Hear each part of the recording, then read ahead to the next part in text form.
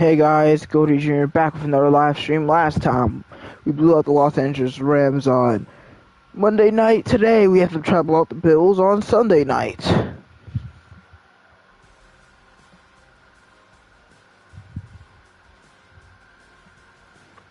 Okay, so I had to live stream again because I hate everything, and sometimes my live stream just doesn't work. It doesn't matter, but also it's kind of annoying when the PS5 decides, actually, no, this stream is not going to do anything. You're just going to have to...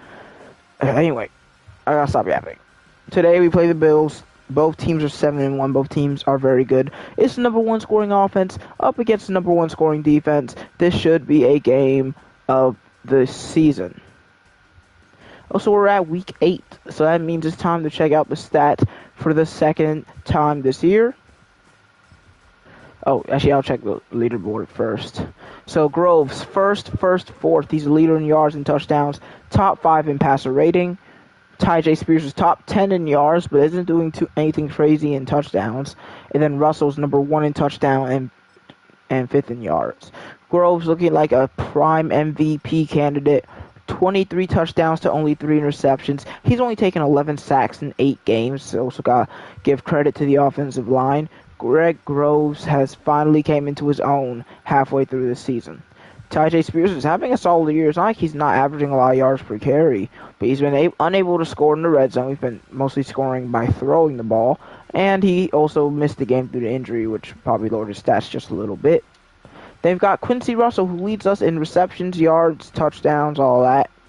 He has 30 for 629 and 12. Well, James Thompson is just behind him in yards and receptions, but doesn't have nearly the amount of touchdowns. Before the third string receiver, that's pretty good.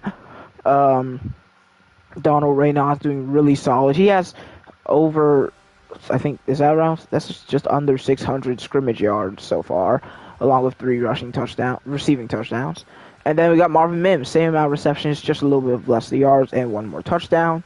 I want to get Crocker more big plays. I guess 15 per reception ain't bad, but I really want to get him into the end zone. Only 1 touchdown. He should have more than that. And next we've got our offensive line, which the only starters that haven't allowed a sack yet is Eric Guerrero, who we're not even re-signing. That's kind of sad. Mullins leads us in tackles with 61, trailed by Sparks with 58 and Starks with 55. Ernest Jones has 7 TFLs. Hutchinson has 4. Van Ness has 3. Mullins has 5. Butchard has 5. So our leader is actually Ernest Jones with 8. Aiden Hutchinson, 7.5 sacks lead the team. 7 for Van Ness, 4.5 for Jones, 3 for Mullins. And then 5 interceptions for Snead, which leads the NFL. 3 for Sparks, 3 for Ward, 2 for Tapp. So that's 13 in 8 games. We have a ton of deflections for Mullins and Starks. 2 forced fumbles, 1 by Hutchinson, 1 by Sparks. I don't think we recovered either, of course not. And I guess Aubrey's been doing good at kicking field goals. Good for him. We're already the 10th highest rated coach who's currently coaching. Anyway, we'll take a look at the Bills roster. Not like a crazy high overall like you thought they may be, but it still seems like a pretty solid team. They still got Josh Allen. He still isn't really regressing. Actually, he kind of is. He's just playing up so high because they're 7-1. He's only at 94 at this point in his career. His deep accuracy, as you can probably tell, has gone way down, but his throw power speed is still elite. Sheldon Lindsay, he's still their running back. Cook is slowly regressing, so Lindsay will most definitely be the backup.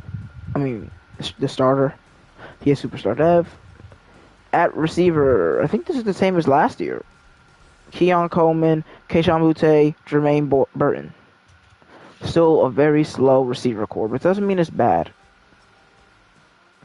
Don Kincaid's their tight end still, and then their offensive line is solid, I guess.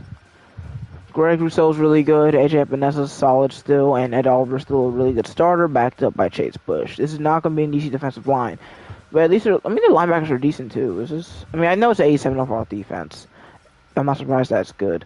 Their DBs, well, they have one really good one in Zach Selvey, a solid player in Zach Williams, and a guy who I'm not really sure if you want to be starting in Chris Abrams-Drain. He's actually only a 76. He's playing up to a 78 right now. But their safeties are, well, at least one of them is pretty good. Cole Bishop. I'm not sure how Taylor Rapp's still starting at this point of his career. But, I mean, he's still 77. It's a decent team. We're better, but then again, we were better than the Falcons that we lost to them too, so we gotta be careful. We've got a text message from somebody else. This is the trade deadline, but I don't really care because I'm not going to be trading anybody.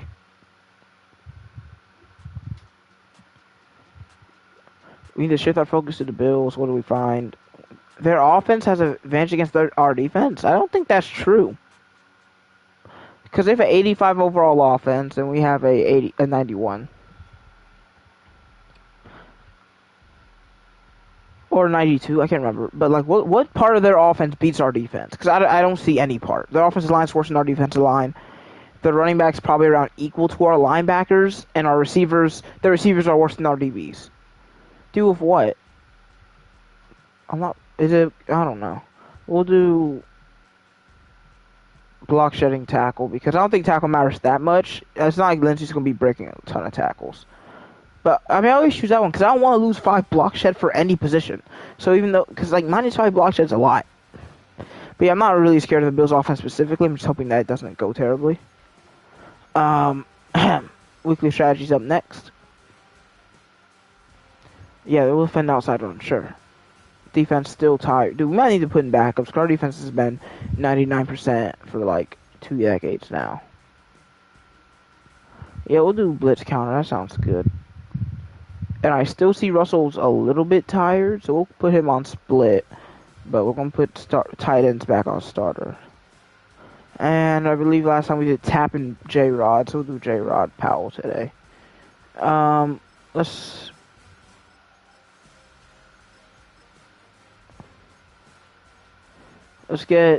allow 2 or less pass touchdowns.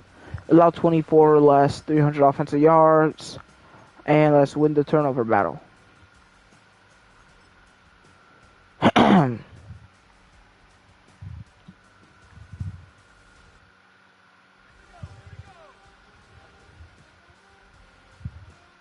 think last time I did long haul with J-Rod, so dude, it took you 3 moves to beat Peter Skoronski. He's like our second worst offensive lineman.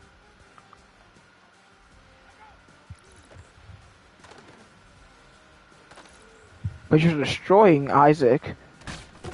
Oh, we got gold on our first 2 drills.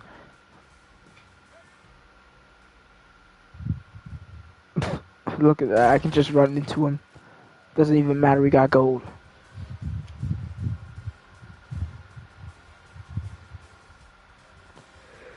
Okay.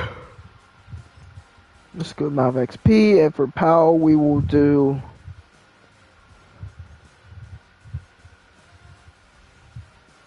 chase and tackle, even though I don't really like this drill.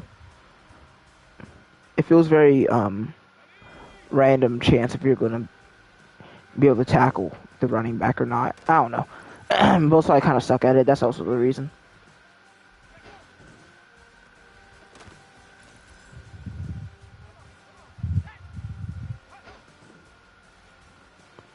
Okay. Don't you love going through the correct hole just for him to go a different direction anyway? Really, definitely does not make your entire attempt feel like a waste of time. That's why I hate the inside runs, because it's really unpredictable where the running back's going to go. Well, outside, there's kind of only one direction they can go. Okay, at least he didn't score.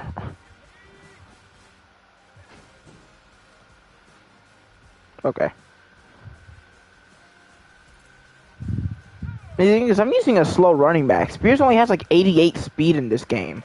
And, like, imagine if I was doing this against Reynard. He'd just cook me every time.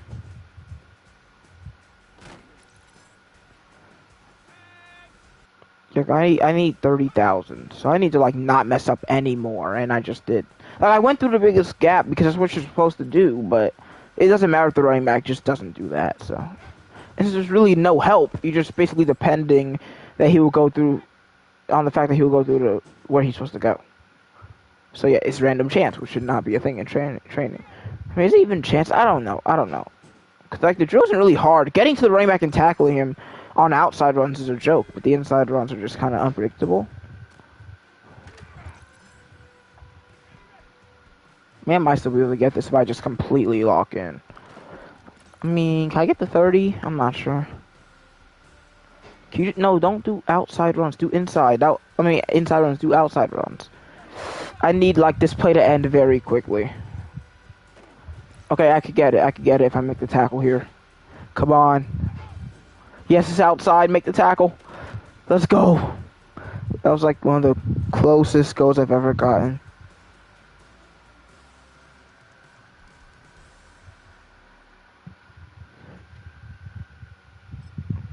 Alright, that's 2 goals. And now we can head on to our game against Buffalo.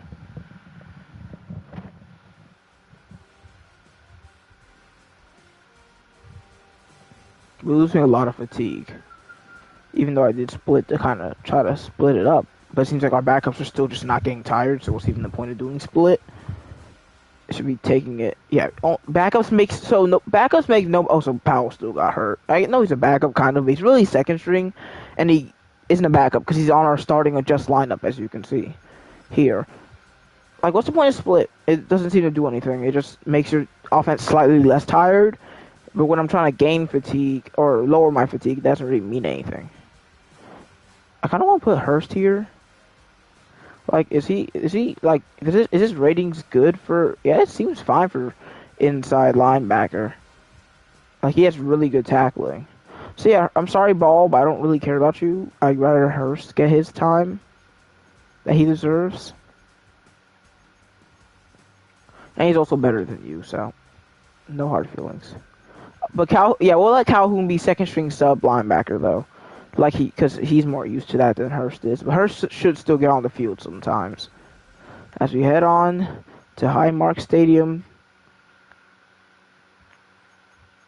we're going with our all whites today, with our blue helmets. And the Bills will just probably wear their regulars, because they can just wear their blues. Just wear your blues. Here we go.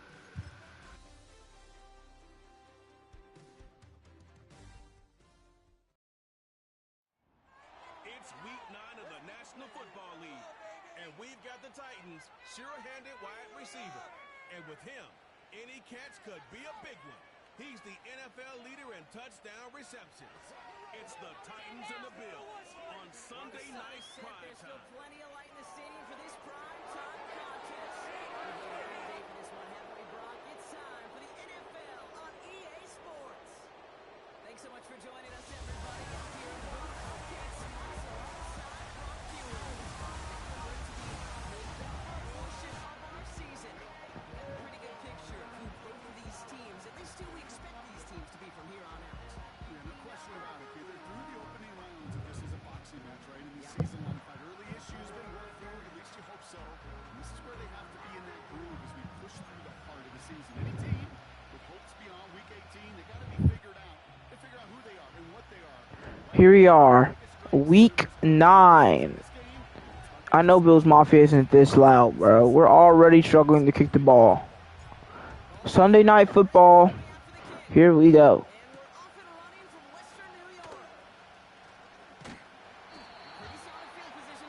The Bills return is up to the 29, and here is longtime Bills quarterback, because quarterbacks never leave their team in this game, Josh Allen. Not having the best of seasons. 14 touchdowns, 7 picks. That's probably around average, but he's over here at a 7-1 record. I think it's probably because of his #1 defense. And there's not going to be any Powell today. I don't think losing Powell's a big deal, though. Like, he's not a talent that you really feel like is making your team as good as it is. Like, he's just kind of a piece that is good to have. I'm not crying because he's out for a week. Anyway, 1st and 10 for the Bills. They immediately found somebody wide open on that last play. And they looking for Sheldon Lindsay, who gets in between the defenders. 2 plays, 2 big gains for the Bills. And the Ravens remain undefeated. Not with a win against... Dude, they have a cupcake schedule because their division sucks and their out-of-conference games are also against bad teams.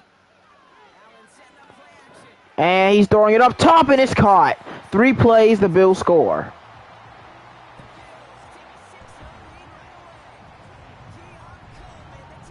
I'm kind of confused what happened on that drive because it just really felt like they were just going to score. I was going to have to watch it happen. And it looked like Snead was in position to pick it off too, but they just said no, he's not going to. It's going to be a catch.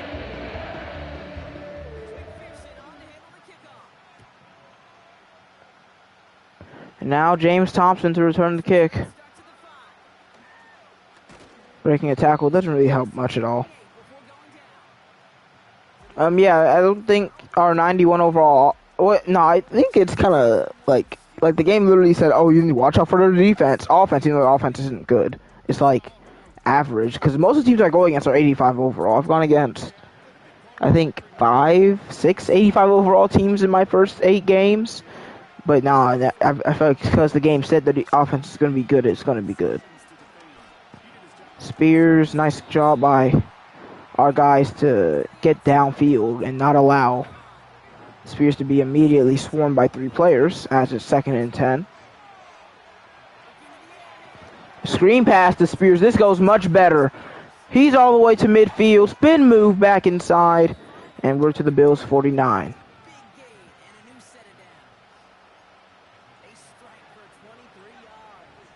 Can we score in 3 plays like the Bills did? I'm leaning towards no, but we'll see. As we're looking downfield, what is that throw, man? Oh, I hate stick drift. It ruins stuff sometimes. Because, like, he's just wide open. But and I feel like it only happens when you really don't need stick drift to be doing anything right now. Catch by Crocker. Not a really big gain. It's 3rd and 6. And because Mims had him beat.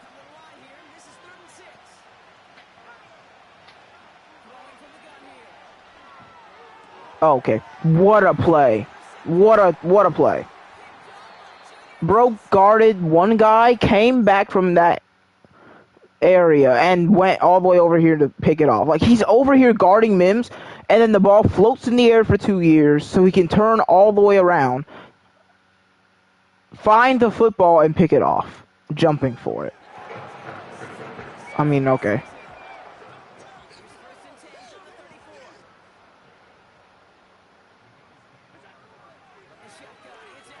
And wide open short. He throws it perfectly on the run to find his receiver.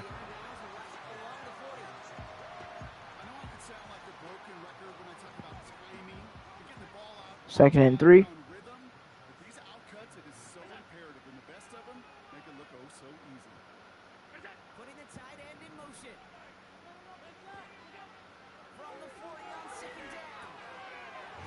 They get it to Lindsey. He's short. It'll be 3rd and 1. So that's Groves' 4th interception on the season. I think one of them I pressed the wrong button. One of them, and 2 of them I think so far are me throwing a pass and it floating in the air for 2 years. So that's a very common thread of my interceptions, which is why I'm going to, like, in Madden and College Football 26, I will not be using that passing meter. Because it's good for, like, really simulating how a quarterback throws the football with. Sometimes you have slightly inaccurate passes. Sometimes your passes are spot on. Sometimes your passes are nowhere near.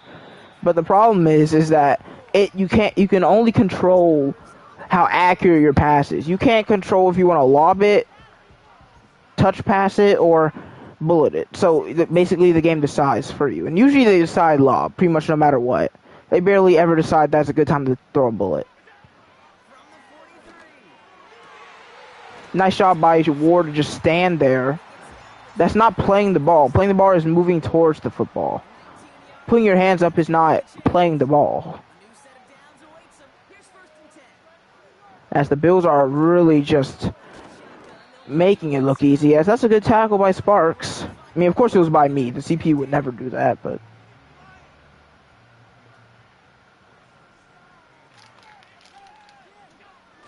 Unless it's against me, then the CP would make that tackle.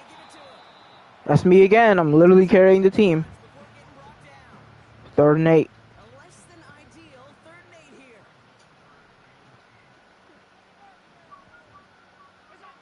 Allen to throw.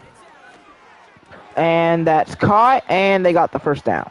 Where was Mullins? He was guarding that area of the field.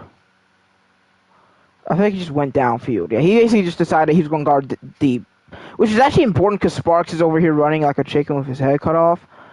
So yeah, Mullins literally did the right thing. It's just because our safety was being an idiot that he had to leave somebody shorter open. Out to the line, and they're set. 1st and 10. Play action now. Allen. And that's a touchdown again.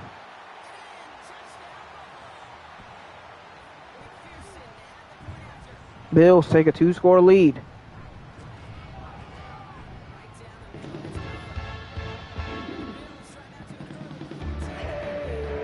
You gotta know, when this game gives you a storyline, they give it to you for a reason.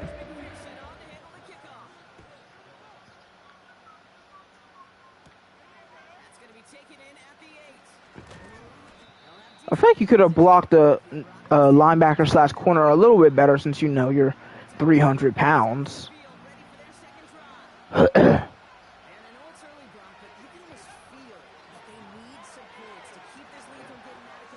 Bro, can Groves not throw a bullet pass to save his life?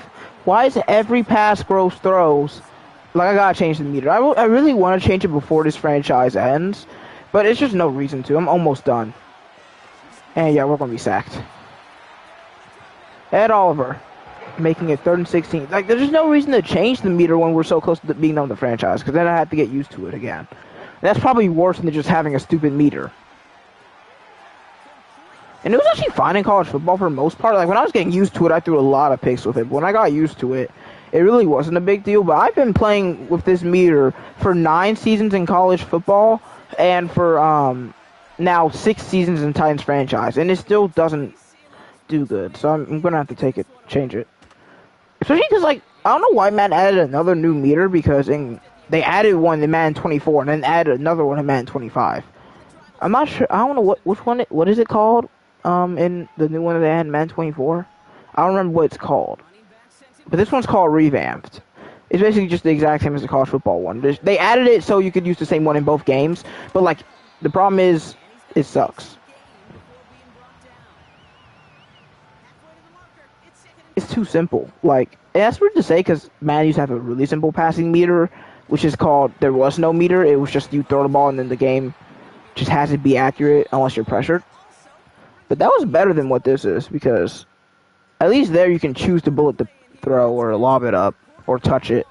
In this meter, all you can decide is if it's accurate or not. 3rd and 1 again for the Bills. I don't believe Allen's thrown an incomplete pass yet. Play action across the middle. They're going to find their man.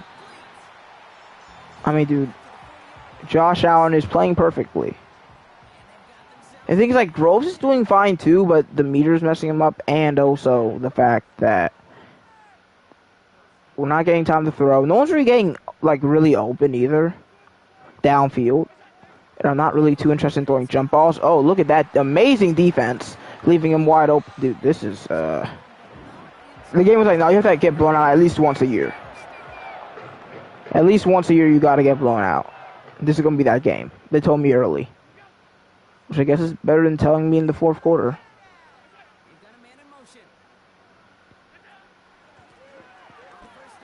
Okay.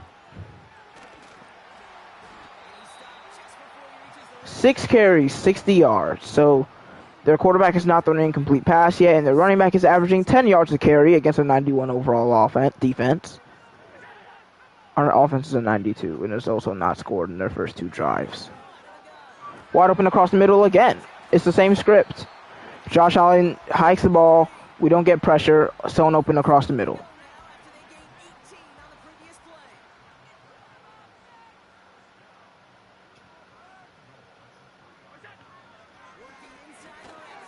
Well, that one was a little bit different because I'm not sure why Allen decided to throw the ball immediately there. Probably could have found someone open in the next 2 seconds if he wanted to, but decides to just fire in the traffic to throw his first incomplete pass. They even heard me complaining about Allen being perfect. He was like, fine, we'll give you an accurate pass. We're scoring right after this, though. We're going to let you know. We'll give you an inaccurate pass, but then we're going to make him throw a touchdown right after. I mean, to be fair, I've been playing a lot of zone. Which zone should be good with how they're playing. man is bad against the quick pass game. Zone is much better. I feel like in this game at least. I'm not sure about real life, but it's good against deeper passes too. But I usually play cover 3, which is good for because you have 2 zones in the middle.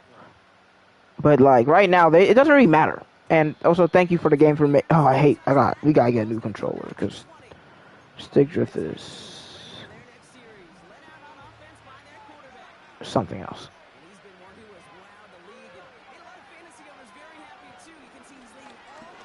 And yeah, I mean, just no one's open. And I don't throw jump balls to Thompson. He's not a jump ball receiver. That's Russell and Crocker. Thompson is speed and he's like 5'10". He's not gonna moss nobody. And that's gonna be picked. Yeah, it's just that type of game today. Lockdown coverage, unstoppable offense.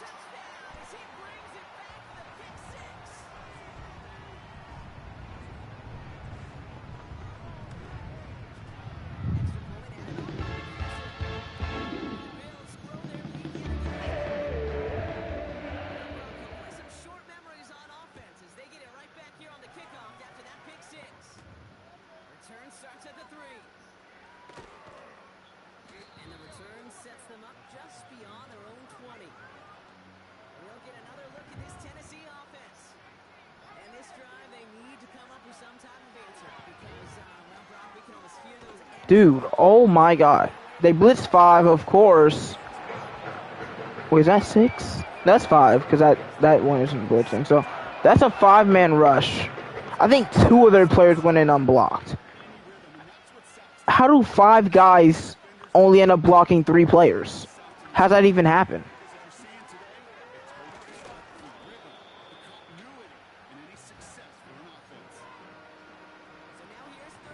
I'm not excited for CPUs to start doing stunts in the next game because that is going to make your offensive lineman look so stupid. I mean, I do that quickly, but not quickly enough, clearly.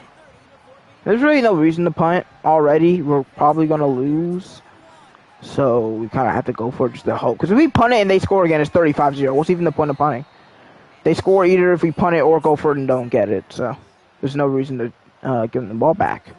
Defense doesn't have a stop yet.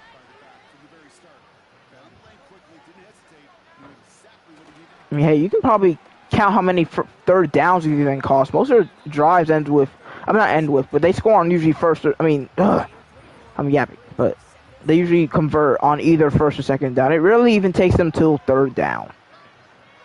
And if it's third down, it's 3rd and 1, and basically impossible for them to fail. Nice throw, Groves.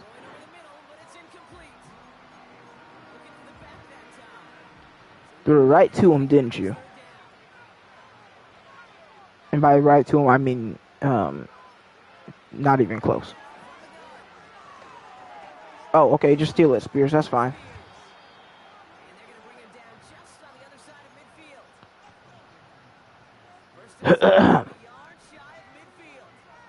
I should honestly be running the ball. I want to run the ball more, but, I mean, do you see the scoreboard? It's 28-0 in the first half.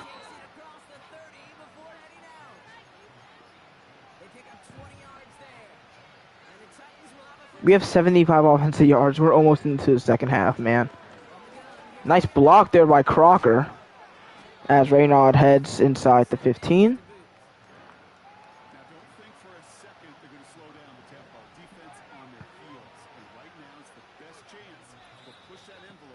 Excuse me. 2-minute warning. This is our first drive that I think didn't end in like the first 5 plays. Because we threw 2 picks, 1 to pick 6, and then a 3 and out.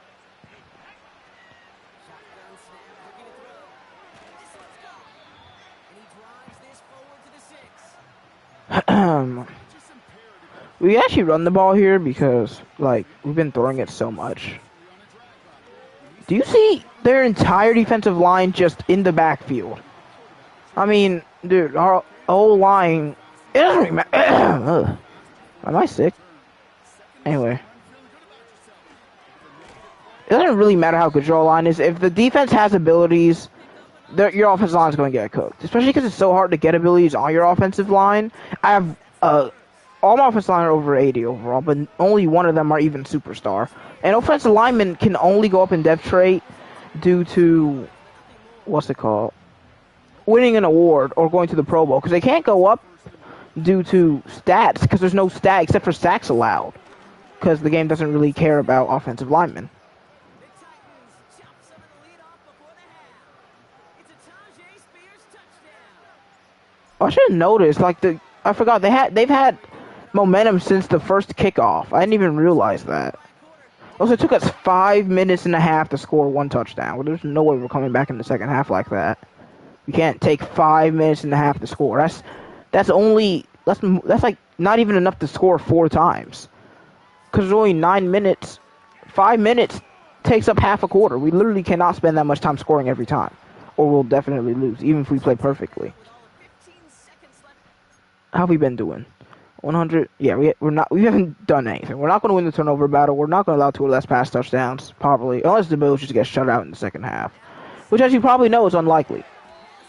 They still have not failed to score on a drive yet, and they won't because the half does not count. We'll see you guys after the break. They're set up with second and short. It's halftime here in Buffalo. The Bills with the lead after 2. Now we'll send you south to Orlando for a check-in around the league via Jonathan Coachman and the EA Sports Halftime Report. Coach, what you got for us? All right, Kate, thanks very much. As mentioned, this is the EA Sports Halftime Report. Time to take a look around the NFL and find out what's going on this fine Sunday. We'll begin up at US Bank Stadium in Minneapolis, where it was the visiting Ravens who were able to come in and take this one on the road. Lamar Jackson, 2 touchdown passes as his guys remain unbeaten. From there, let's head off and check out a second game. And it was the visiting Chicago Bears who come away with the victory. Caleb Williams, excellent in the victory, as it's one that pushes his guys 2 games above 500. And finally, on Monday Night Football, they've got a good one lined up between the Houston Texans and the Tampa Bay Bucks.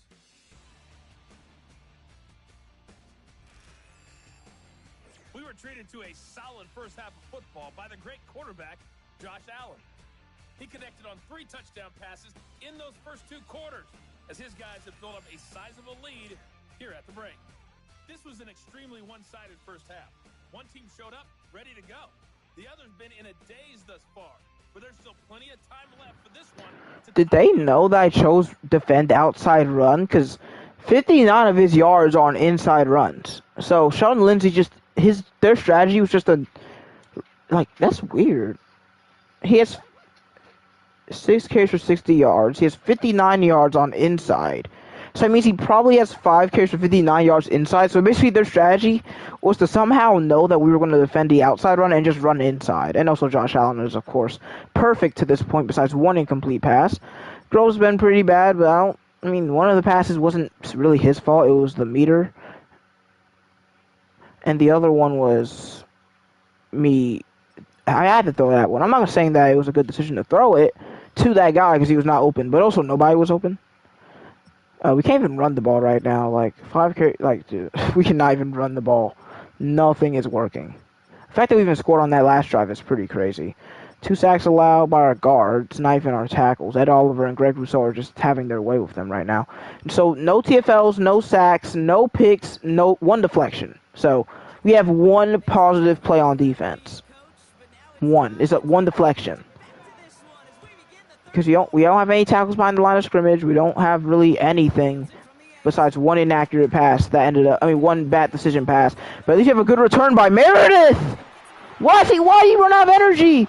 Meredith slows down as he hits the 16. Meredith was gone, but he just ran out of gas, I guess. Or maybe it was stick drift. I don't really know, but it couldn't have been because it didn't happen but then he just slows down. Now we have to finish. That would have been an amazing touchdown to get us back in this game. But by the way, I think his last return touchdown was against the Bills, which we lost that game anyway. Reynolds starts with a 3-yard carry. Our running backs love their 3-yard carries.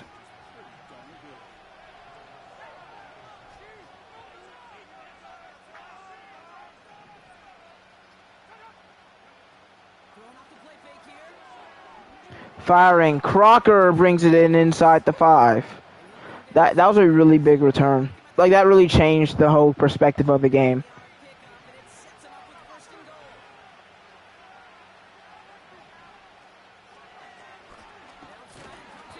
We need some line help, man. We need some offensive line help, though. We're not going to win this game if our offensive line doesn't block. Does jet sweep work here? It might. If we just get one hand on Rousseau. We do. Thompson scores. Back to a 2-score game.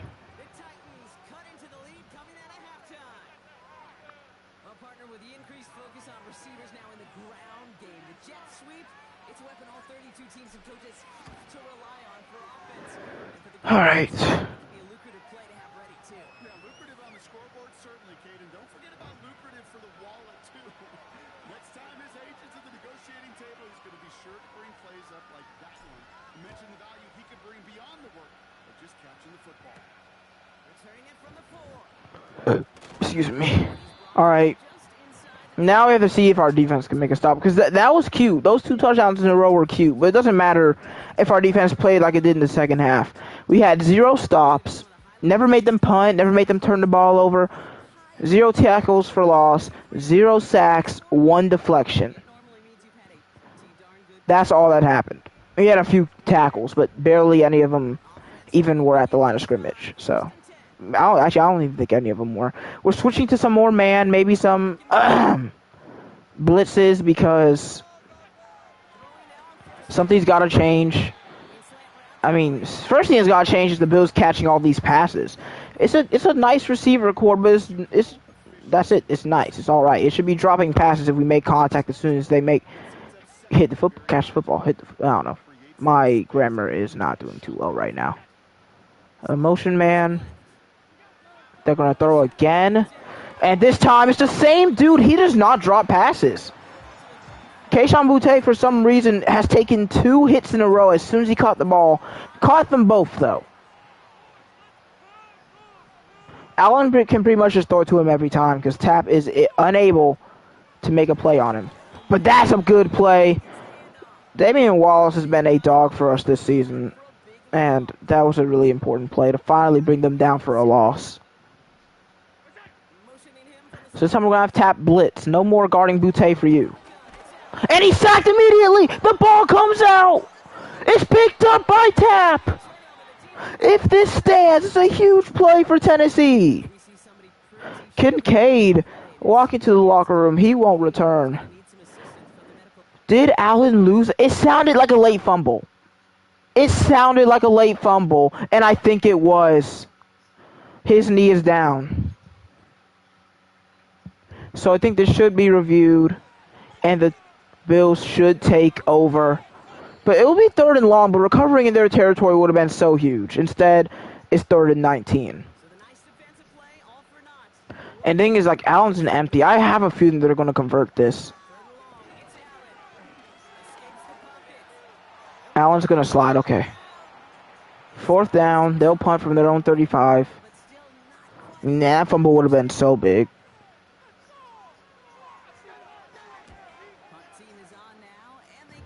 To return is James Meredith. After that huge return he had last time.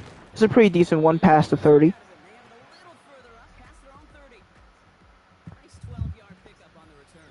Here's Greg Groves. He's had a game to remember, I guess.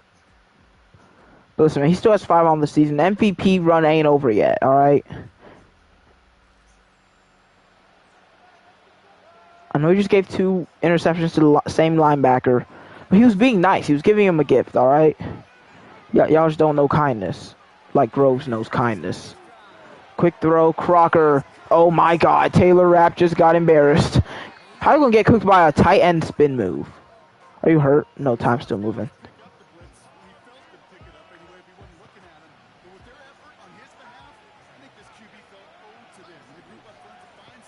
Play action.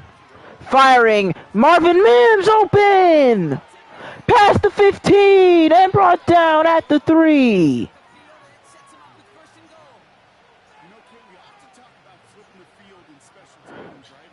It was so vital for someone to get open there. And it's not because we wouldn't have converted 3rd and inches if we got through an incomplete pass, but it's just so we need the big plays right now. Spears won't be brought down. Matter of fact, he's in for a touchdown.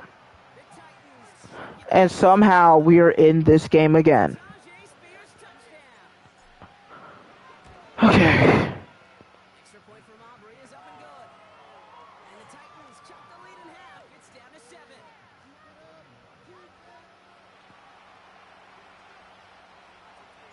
And just like that, we're back to a one-possession ball game. It was 28-0. Now it's 28-21. We just need one more stop. But it's easier said than done to stop Josh Allen when he wants to score. They're out and set, 1st and 10. They've certainly had no issues scoring, but their opponents have been right there with them, so they could really use some more. Keon Coleman beats Ward. I mean, dude, it's not even our defensive line's fault that we're not getting pressure.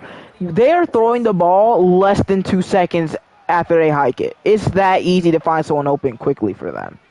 It's not our D-line's fault. It's just not. Well, it is Aiden Hutchinson's fault there that he got cooked by that right tackle and left Sheldon Lindsay to get that big 1st down, though. That's certainly Hutchinson's fault. Who's been in his career as a Titan, he never hit those highs that he hit as a Lion here. I think Van Ness remained having more sacks than him last year, matter of fact. I think Van Ness outplayed Aiden Hutchinson last year. And he's like, it's a big overall difference, man. Like, Van Ness is like 15 or so overall less than him. And Allen brought down Ernest Jones, and is that J-Rod? I think it is. 3rd and long again.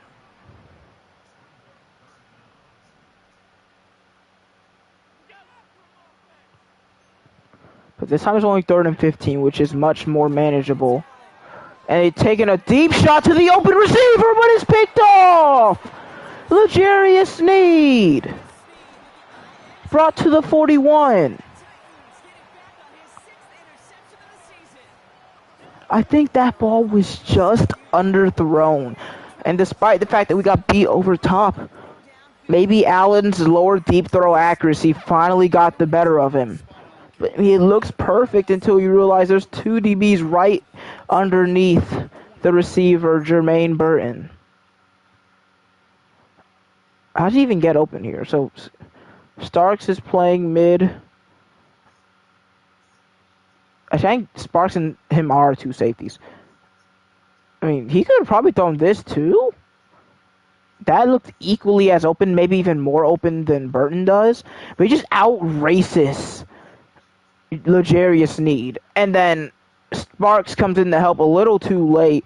But Sparks didn't even look at the football. I have no idea how he tried to catch this, so it ended up in Sneed's hands. Oh, man. Yeah, let's not run to Ed Oliver and Greg Rousseau. How about that? Let's not do that. Big carry.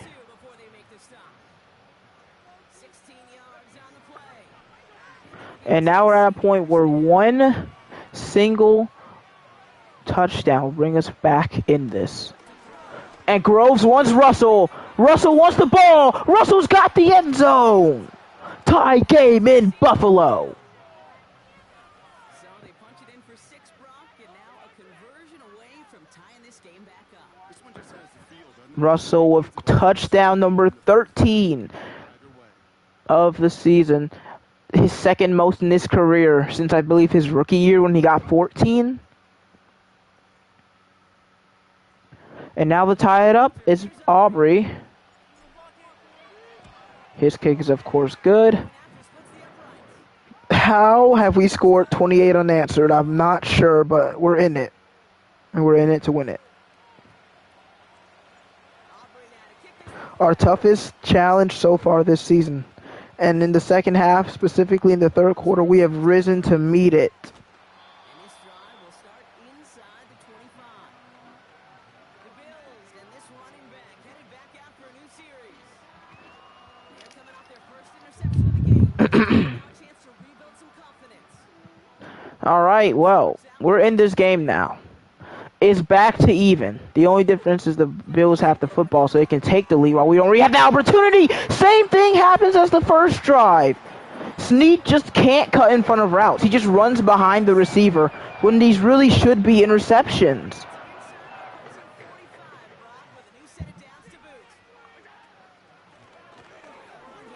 Lindsey's going to be brought down by Hutchinson as Alpha getting a 3. They're already in Evan McPherson range. Evan McPherson will drill this from 55 or so.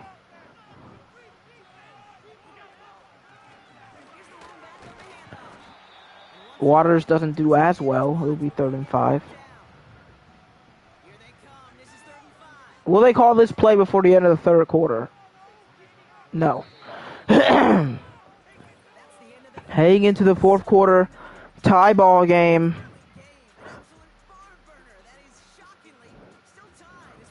What a game so far. I mean, I don't really like how we went down 28-0. I feel like the game could have implemented that much more naturally, but the comeback almost makes it worth it, but only if we win.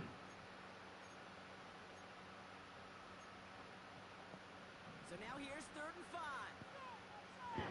Wait, can I see Kincaid's injury? He bruised his sternum, so he'll be back next week. But we don't care about that. We care about this week. 3rd and 5. He throws short, and oh my God! There's no way that they got one of the only possession animations that doesn't make you fall over. Wait, what am I talking about? Of course they got one of the only good possession animations that wouldn't make them fall over. It's the CPU we're talking about here. Fires on the run, perfect accuracy as... This is right back to the 1st quarter Buffalo Bills. 1st half Buffalo Bills. They're just finding people open without giving our defense time to get pressure. And look at that! Damian Wallace, dude.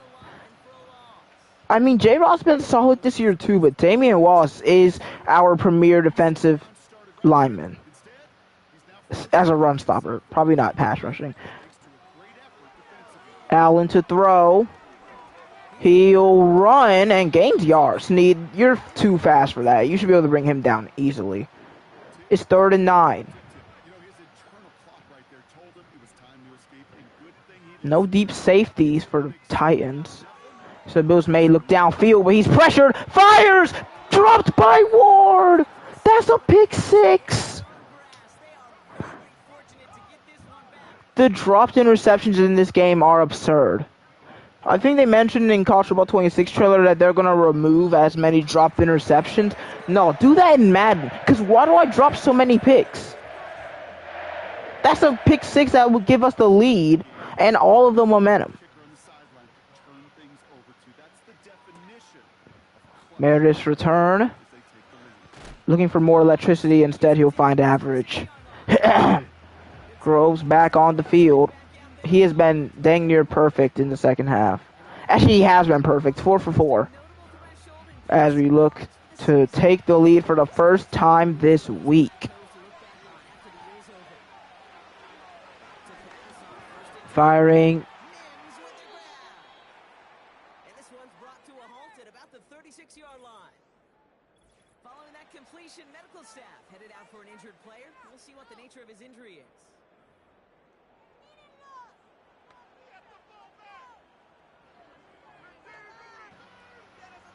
1st and 10. First down, ball at the 36. We're going to try something. And we're not. Like, they call it the perfect timing DB blitz. Like, perfect timing, man. And it doesn't matter. Your lineman will not pick up blitzers. Sometimes they'll pick up corner blitzers, the CPU on the other team. But usually it's solid. But with CPUs, if they call DB blitz, it's going to get you, man. 3rd and 11. Now, high-low cross kind of sucks for me, in my opinion. Like, I don't know why. It feels like it should be a good play, but it's really not for me. Can I please put Mims on a streak, man? That's all I want. Is Mims on a go route. Can't even get it out, really. Offensive line just simply isn't blocking as they send another blitz. You see the blitzing line? Dude, one of you please get to the linebacker. You can't just double team Ed Oliver. Matter of fact, we have two people double teaming. They don't even see. Real offensive lineman would move the pick one of these guys up at least, but neither of them do it. And right back to the Bills' momentum.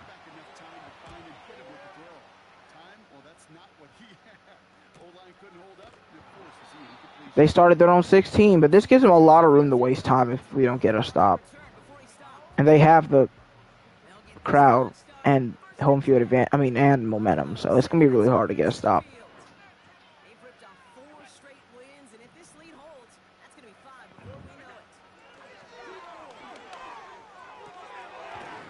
Gotta start it off with that. We're second in sacks, only have 2 today. But it's because they're getting the ball out so quickly. There's someone open short every play for the Bills. You know you gotta guard him, right? Like, now I have to leave my running back because our guy doesn't follow even though it's man coverage. It's so stupid. You have to follow the receiver in motion on man. Everyone knows that, but of course the receiver doesn't do that, so I have to move to guard the wheel route, or else it's a touchdown.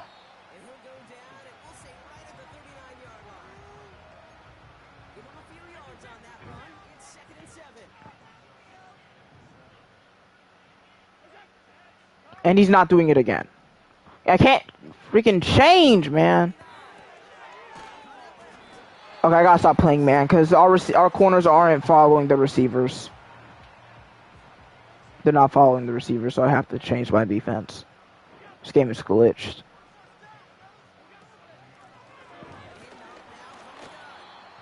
They need to fix that. Because Starks was just standing like a dummy while they're in motion.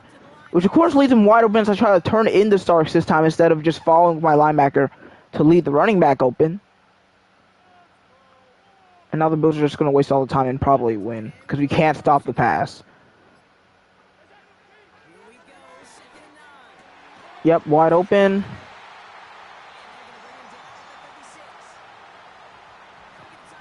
That's a tough way to lose. The game gave us the comeback to give us hope. Remember earlier when I said if you're going to have us lose, make it clear in the first quarter? And I was happy that they're at least making it clear. No, they had to make us come back so that it could be close just for the Bills' offense to be unstoppable in the last drive of the game. Once again, no following, dude. It's so stupid, man. At least we sack him this time. Peter Calhoun on the blitz. Oh, they're actually going to throw. I swear to God, if they get this 3rd and 15, I'm done.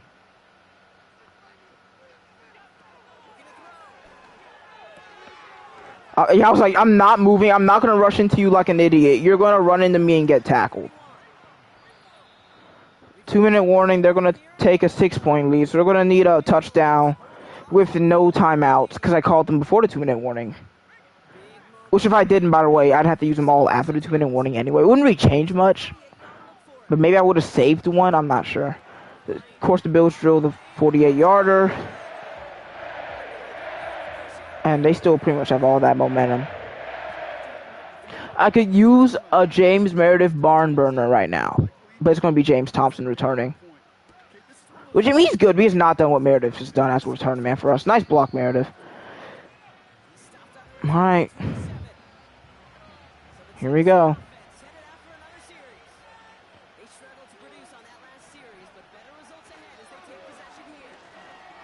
Mims open short. How much of a runoff for a 10-yard gain? 11? That's not crazy, I guess.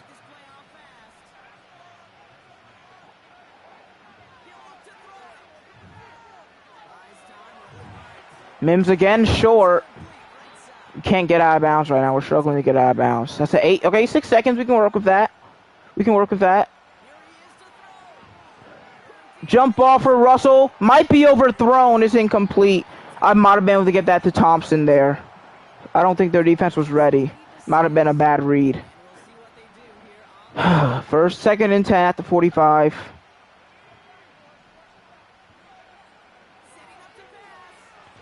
Oh no. Incomplete, looking for Mims. Was Russell open? Did I miss him? Maybe. Probably should have took that, dude. I'm missing them every time. I'm missing the open guys downfield.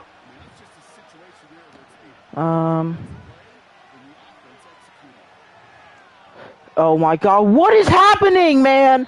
Why is Russell? This game is? Dude, there's no way. Why is Russell just making these random moves? He's off the field. We have our entire backup team in on 4th and 10 for the game. This is so dumb. Why is our entire backup team in on 4th and 10? Okay.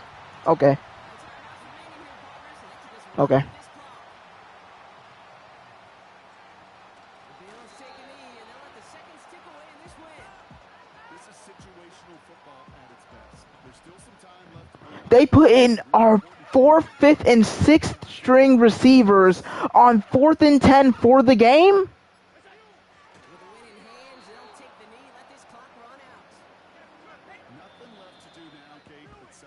I see why people just play competitive, because franchise has CPUs who do whatever it takes to win sometimes. Like, what do you mean? And then Russell starts running in zigzags, is running to the football. Like, no, I'm not going to check stats. I'm not going to say, oh man, they played well, because we brought in our entire backup lineup on 4th and 10 in the 4th quarter because we had to, apparently.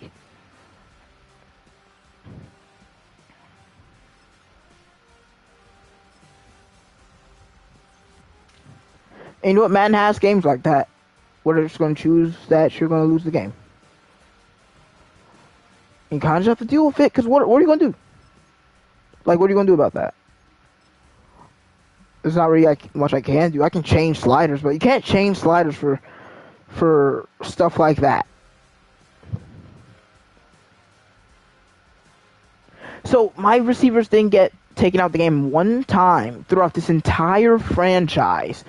Or maybe it'll be one of them. Maybe Russell will go out for a play. But I've never seen my entire receiver core, 1, 2, and 3, get taken out the game for 4th and 10. Of course, I don't know until I get into the play. There's nothing I can do. There's nothing I can do about that. There's literally 0 things you can do when something like that happens. If there is, tell me. What can I do to prevent all 3 receivers coming out the game unless I take out progressive fatigue? Which, by the way, doesn't affect in-game, so it probably wouldn't help anyway.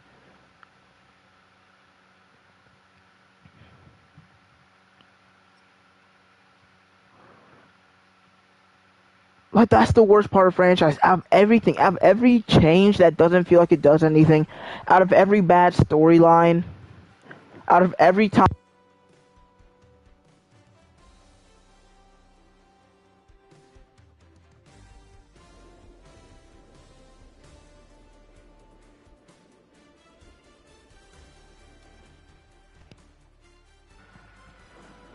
Out of every time a free agent goes to another team for half the contract just because they had a mentor at the position, for every time a team randomly trades up for a player in the 5th who has a 5th round grade in the 3rd round just to spite you. I mean, not trades up. I guess I trade up. I mean trade up. Just picks them, even if they don't need that position. The worst part of Madden franchise is though, and this happens way more than in college football, because in college football at least it feels more wild because offense is crazy. The worst part in Madden franchise is when a game is chosen for you to lose and there's nothing you can do about it. You go down, maybe you get a cute little comeback like I did, but when the 4th quarter comes, they go right back to their unstoppable run game, their perfect quarterback. Your quarterback can't throw a jump ball to save his life. Your receivers are running zigzags for no reason. Your player hesitates while running for a kick return touchdown that probably lost you valuable time. I mean, your receivers all get benched. Your top 3 receivers get benched on 4th down for the game. All because your team is too good. Which I get it. It's kind of easy to build a good team in Madden. I get that. It's easier. It's easy. It's like easier. It's not as easy as it is in current gen. It's not in last gen. In Madden 20, you can see every player their exact grade just by clicking a button 3 times. Any position, any round, you can see their exact talent. Matter of fact, it's harder to build a team than ever because not only do teams draft more realistically than ever, they'll draft players in later rounds that have good grades if you put them on your board. They'll sign free agents for half the money you try to just because they like that team more. It's actually harder to build a team in Madden than it's ever been. And the fact that you can do all of that and then lose games because of whatever just happened in that Bills game, just because the game wanted me to, that literally makes me not want to do the franchise anymore. That's why I had a Falcons franchise in Madden 21. You guys probably never saw it because it was like one of my first ever things on this channel. But I stopped playing it because the game sucked. I stopped playing that franchise because the game was Madden 21. I mean, it doesn't change much now. The game looks better, plays better, but I don't even think the main problem with gameplay anymore is the fact that it could be stale or glitchy. It's just because the animation-based game will choose the outcome and then choose an animation that helps them get that outcome before looking at player ratings or team ratings or what makes sense. They'll just say, oh, no, the Bills need to win this game. This guy's winning too many games. So what we're going to do is we're going to have the absolute worst performance of all time. It's hard to explain because even watching it, y'all probably don't completely understand what happens in some of these games. You have to play Madden, play franchise, build up a good team for 4 or 5 seasons, and then see the ways they make you lose. Because they don't have to do this in Season 1 and 2, because your team sucks. So all they have to do is make your bad players play bad, and that's how you lose games. But when your team is good, the Madden engine, all Madden specifically, still needs to find ways to make you lose. So what Madden does is they make your good players get hurt. They add penalties. What else? What else do they do? They make your players hesitate or do random little things. They have quarterbacks throw 0 inaccurate passes all game. They have your players drop interceptions that would have been pick sixes. They have time runoff go 20 seconds after a 6-yard gain. They do things that you can't control. No matter how good your team is, those things will always happen. So you'll always lose games, so you don't get bored. Which makes sense out of context. Yeah, obviously you need to lose some games. If you go 17-0 from Season 3 to Season 7, you're going to get bored. But the way that it happens isn't exciting. For example, my Chiefs game last time, I think I lost like 34-27 against the Chiefs last year. I didn't feel, oh my god, that's so stupid, because I lost the game. My quarterback still played well. My 90 overall quarterback still played well. My receivers still balled out. But we barely lost because the Chiefs are still a really good team. We were on the road. It was snowing. But in these 2 losses so far, both times my quarterback has been uncharacteristically terrible across the middle. My defense can't stop the run. That's really... It's not even because of that, really, because to be honest, they didn't do that good against running the Falcons game. And the Bills game, they stopped running the ball even though they were crushing us running the ball. They could have kept running the ball, they just chose not to. But these quarterbacks will be near perfect no matter what the overall, whether it's a barely overall player like 80 overall player like Penix or it's a nearly 95 overall player like Josh Allen. If the game wants you to lose, they will not sugarcoat it. They will have the quarterback throw at least 75 or so percent. You'll have your cornerbacks drop interceptions or get mossed, or there'll be multiple broken tackles where last week you didn't have any major broken tackles. I know I'm yapping, but it's something franchise exclusive. Yeah, you're not going to understand this rage if you play online or Road to Glory / Superstar. You're only going to notice these if you're building a 90 overall, 89 overall plus team, and then you see the ways that the game makes you lose or makes you win close. Not even some of the wins suck. Some of the blowouts suck. The Rams blowout wasn't very fun. Some blowouts are fun. Some are, but some aren't, because it's just weird. I don't know. Maybe it's because Madden's getting boring for me. Maybe college football's just better at this point. But there's things that Madden still doesn't understand about playing franchise. People don't want to lose games like I did against the Falcons and the Bills. They don't. But I mean, that's so it's going to stay in Madden 26 because they don't change stuff like that. They don't change how the CPU reacts to a good team and how they find ways to make you lose games. They react to specific stuff like route running, DBs, offensive line, which doesn't really affect the game, by the way. They say that, and it doesn't really affect it. We'll see. Heck, I'm getting college football in a couple of days. We'll see if the game feels more natural than college football 25, and it will feel more natural than Madden 25, because Madden 25 isn't good. But, you know, we'll see, man.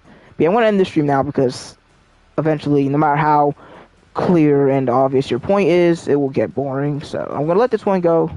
See you guys next time for a game against the Texans. Adios.